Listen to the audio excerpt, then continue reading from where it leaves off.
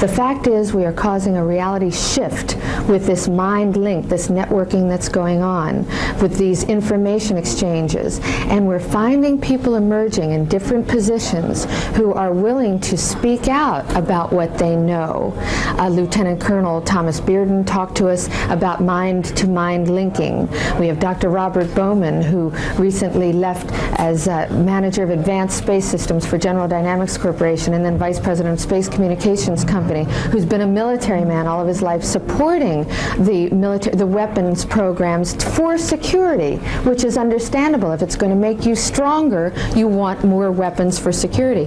But weapons are not going to make us any more secure. Everybody knows that. And if we take them into space, if we allow this to happen, which is happening now, it's slipping by the public. If we allow one more weapon to go into space, it's all over.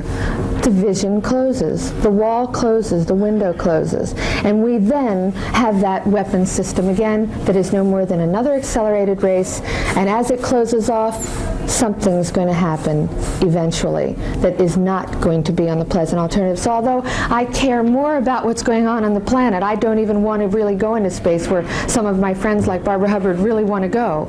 I want to stay here and on Earth. I enjoy this physical position I'm in. But I want to make that opportunity open to those who do want to travel.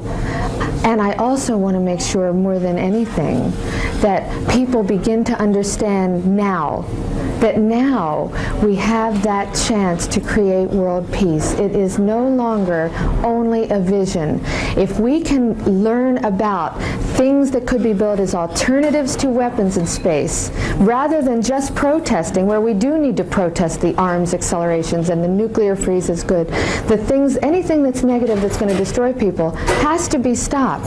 But now we have a chance to present alternatives in outer space that will in fact achieve world peace. Individuals who are becoming aware of the problems on the planet and the fact that solutions must occur now, and who are aware of the fact that outer space holds the answer, who are at least becoming acquainted with that fact and becoming more and more educated about that window of space that's being closed off by weaponization now, which is an earthbound reasoning.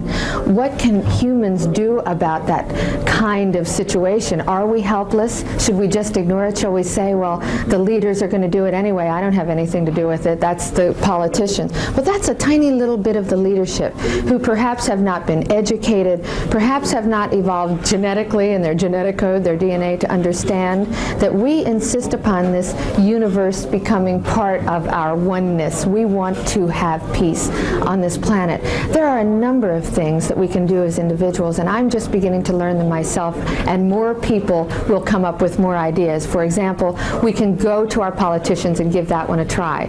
We can find the people in decision-making positions who are creating policies and laws and give them a reality shift, a consciousness that minds are linking and that we now have alternatives. The alternatives are in space.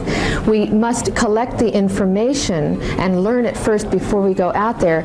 We can find the people in industry positions, for example, because industries have the money and the expertise in there. It's being used in a brain drain right now, which is going towards the weaponization aspects of the planet.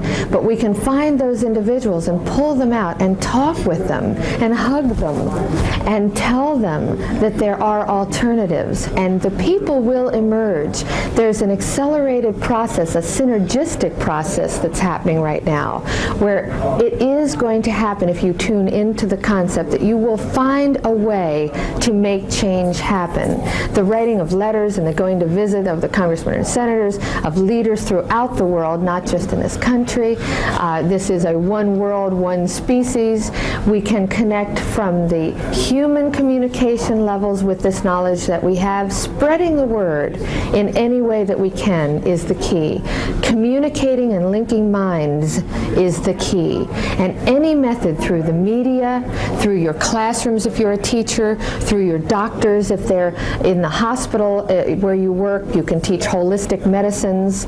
You can look at the space program and see how medicine has affected the medical system, has related to the space program. We can now scan bodies with space technology techniques to see where illnesses are so that we can project and diagnose and prescribe for longer lives.